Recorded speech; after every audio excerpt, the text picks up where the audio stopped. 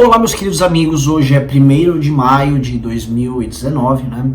E você deve estar imaginando que, porra, eu deveria estar fazendo um vídeo sobre as manifestações do 1º de maio. Mas não, eu não vou fazer sobre isso porque já estamos preparando outro vídeo e basicamente está rolando um crossover entre o Gabriel Monteiro, o PM do MBL, com o Arthur, né? E os dois estão basicamente numa manifestação e virar vídeos tanto no canal do MBL quanto do Gabriel, quanto do Arthur, com essa aventura. Então deixa essas aventuras ali pra eles, pra lá.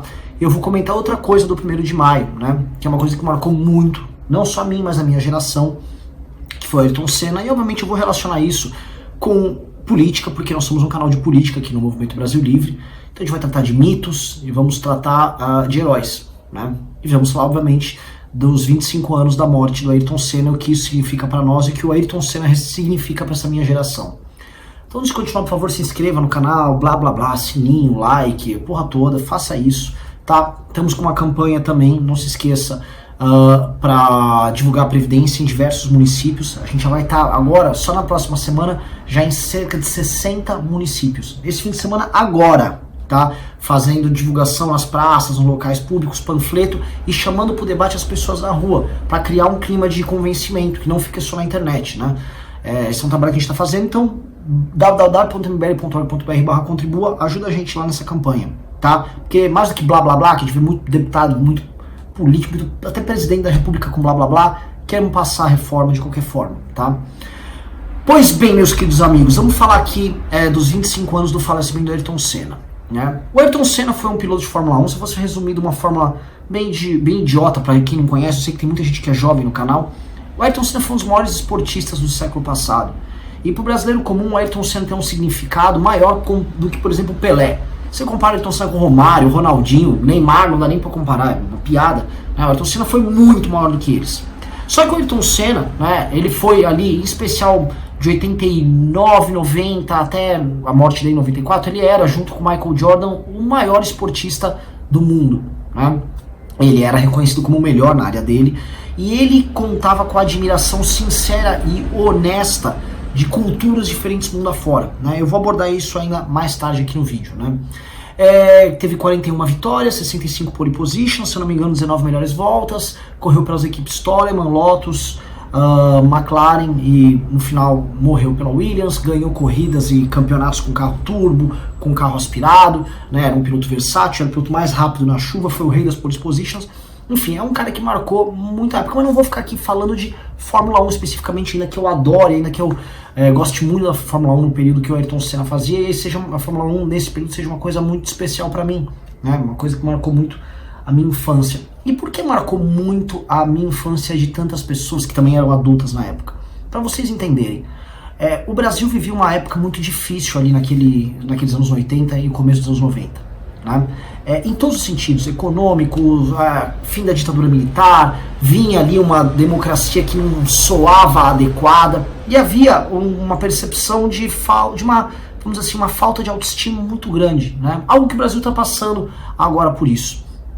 E o Ayrton Senna, quando ele entrou na Fórmula 1, ele entrou com um conjunto de valores próprios, uma disciplina muito forte, um código de conduta muito claro, muito direto, que isso, de certa forma, era o oposto do que a gente sabia. Se eu olhasse assim, qual era a expressão mais clara do caráter de um esportista brasileiro nos anos que haviam se passado? O exemplo mais claro era, por exemplo, do Gerson, né? Com a lei de Gerson, o brasileiro tem que levar vantagem em tudo, né? A ideia nossa era essa, só a ideia do próprio Romário, que, vamos dizer assim, estourou ali depois da morte do Ayrton Senna, mas a ideia do Romário, o malandro, o indisciplinado, que ele buscava o talento dele em algum lugar, esse talento aparecia, e aí ele usava esse talento para fazer algo grandioso, né? E faziam coisas grandiosas.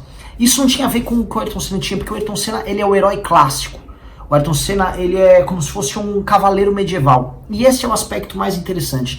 As pessoas, mais do que admirar o esporte Fórmula 1, porque o brasileiro não gosta de Fórmula 1. O brasileiro gostava de assistir o Ayrton Senna, antes gostou do Piquet, do Emerson, mas mais do que tudo, as pessoas gostavam do código de cavalaria do Ayrton Senna. O Ayrton Senna era um cavaleiro medieval, né? Ele tinha todos os códigos morais de conduta de cavalaria. E esse código de conduta dele, essa postura, essa dedicação, o amor que ele tinha, que ele entregava aquilo que ele fazia, a vontade que ele colocava, a garra, a vontade de superação que ele tinha, gerou uma admiração não só no Brasil, mas no mundo inteiro, né? Foi o Nuno Cobra que falou, o Nuno Cobra, o preparador físico dele, havia falado à época que os japoneses da Honda, que a Honda era uma fornecedora de motores, o Senna correu de motor Honda de 87 a 92, os japoneses da Honda admiravam Ayrton Senna porque ele emulava, enquanto piloto, todas as características de um samurai. E isso na cultura deles é uma coisa extremamente nobre, uma coisa extremamente grandiosa. E aí eles viam no Ayrton Senna um samurai. E esse é o ponto central do que o Ayrton Senna era diferente para todos nós no Brasil. Porque ele emulava esse código de conduta e essa postura de um cavaleiro pronto para ir para a guerra. Ele vestia aquele capacete dele como se fosse uma armadura.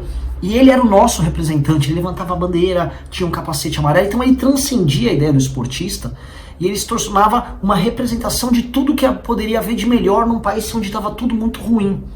E aí ele se tornou, meu Deus, o exemplo de nós não somos uns merdas, nós não precisamos ser uns merdas. E mais, né, num país onde a nossa história foi destruída, a nossa história foi tratada sempre como piada. Quem nunca viu aquele filme horroroso da Carla Camurati sobre a independência do Brasil, sobre aquele, retratando Dom João VI como um idiota, o Dom Pedro I como um putanheiro, né? Nossa história sempre foi tratada como isso. Dom Pedro I tinha diarreia na hora de proclamar a independência do Brasil. Nós somos o país do Macunaíma, né? Vagabundos, malandros, né? Um bando de picareta, um dando golpe no outro. E o Ayrton Senna mostrou que nós não precisávamos ser isso, né? Que nós poderíamos ser admirados justamente pelo oposto disso. E isso nos trouxe virtude. E essa é a parte mais especial, isso porque isso torna o esporte algo especial. O esporte é uma espécie de uma mini representação de guerra. E o Ayrton Senna, nessa representação da guerra, ele emulou tantas qualidades boas que ele espalhou essas qualidades para milhões e milhões de pessoas no Brasil, né? Eu digo isso, assim, toda vez que eu tento fazer uma coisa boa, eu me inspiro nele. E eu sei de inúmeras pessoas em diversas atividades, em diversos ofícios que não tem nada a ver com o que eu já fiz, o que eu fui fazer, ou que outras lideranças de determinadas coisas fizeram, que se inspiram nos valores do Ayrton Senna. E isso é fabuloso, né? Eu já vi juízes falando, não, a gente se inspira no Ayrton Senna na hora de trabalhar, na hora de agir, de dedicar aquele algo mais, de estudante para passar no vestibular. Quando eu queria passar no vestibular, eu ficava lá treinando exatamente, falava, vou passar na USP, caralho, o que o Ayrton Senna faria? Mesmo na época quando a gente montou o MBL e tava na luta pelo impeachment, a gente falava entre si, cara, a gente tem que ser igual a Ayrton Senna, dedicado, esquecer a vida pessoal, esquecer o resto, vamos se dedicar no que a gente é bom, vamos se dedicar no que a gente é capaz de fazer, né? O Kim tem muito disso, e, essa semente que um cara desses deixa, muda toda uma cultura, muda toda uma nação. Porque a gente enxerga, quando a gente vê, por exemplo, a briga contra a imagem do Lula. O Lula é mais do que o Lula. O Lula é uma ideia, ele não está errado quando ele fala isso. Ele é justamente a ideia desse Brasil que nós não queremos ser. É o Brasil malandro, o Brasil do fura-fila, é o Brasil do petrolão, o Brasil do acordinho, é o Brasil da falta de disciplina, é o Brasil que, eu nunca li um livro, é o Brasil do que eu não preciso me dedicar. É a ideia do Brasil do tipo, algumas pessoas são revestidas de um certo superpoder que chega e permite que elas sejam indisciplinadas, bagunçadas, não tenham nenhum código de conduta, que de algum jeito isso vai dar certo, porque, sei lá, Deus é brasileiro. Contra o Ayrton Senna, que é a outra visão, a visão do código de cavalaria, né? E esses dois Brasis vivem em choque. E de certa forma, esse conflito que a gente vê entre nós e a esquerda, nós e a corrupção, o Brasil verde e amarelo, isso é um conflito do Brasil do Ayrton Senna contra esse outro Brasil que nós temos que derrotar. É um outro Brasil que não podemos deixar que se torne o Brasil corrente. Então, são 25 anos da morte de um cara que deixou um legado que transcende o legado esportivo dele, né? Ele entra pro panteão de heróis de um país, e nesse panteão de heróis de uma determinada cultura, de um determinado povo, o efeito dele é muito maior do que ele próprio. Então o Ayrton Senna, quando ele morreu naquele 1º de maio de 1994, ele não morreu no 1º de maio de 1994, ele se tornou eterno a partir do 1º de maio de 1994, e a memória dele tem que ser cultivada, porque os valores que ele trouxe pra gente são todos muito bons. Eu poderia ficar aqui falando do Ayrton Senna, sério, 3 horas seguidas. Eu sou uma das pessoas que mais manja de Fórmula 1 e não tô me achando aqui. Eu manjo mais de Fórmula 1 do que de política, eu manjo muito. Posso falar de estatísticas, todas corridas dele pela Toleman, todas as corridas dele pela Lotus, como é que eram os carros que ele dirigia. Eu adoro esse assunto, mas não vou falar. Eu tenho que falar só do aspecto humano, porque é um cara que transformou muito pessoas que importam, né? A ponto até de farsantes aparecerem. O João Dória é um desses, que ficam utilizando a imagem do Senna pra ficar se autopromovendo como se ele tivesse alguma coisa a ver, e um farsante como o Dória é exatamente o oposto também do tipo de personalidade autêntica e genuína que é o Ayrton Senna. O Dória nunca será o Ayrton Senna, o Dória só é um farsante, né? E é ridículo figuras como ele ficarem se apegando à imagem do Ayrton. Por fim, eu vou deixar então nesse cenário uma frase do Ayrton Senna. Muitas pessoas já viram, é um trecho de um vídeo, inclusive de uma entrevista que ele deu pro João Dória, né? Não deixa de ser engraçado, mas é uma frase que diz muito e é uma frase que inspira bastante, tá? E assistam aí, e enfim, onde quer que o Ayrton esteja, saiba que muita gente é inspirada pela forma como ele atuou e que ele tá vivo na mente e nos corações de todos nós. É isso aí, muito obrigado. Assistam aí. Eu tive uma vida muito boa, mas tudo isso que eu consegui foi através de dedicação, perseverança e muito desejo de atingir os meus objetivos, muito desejo de vitória na vida, não vitória como piloto.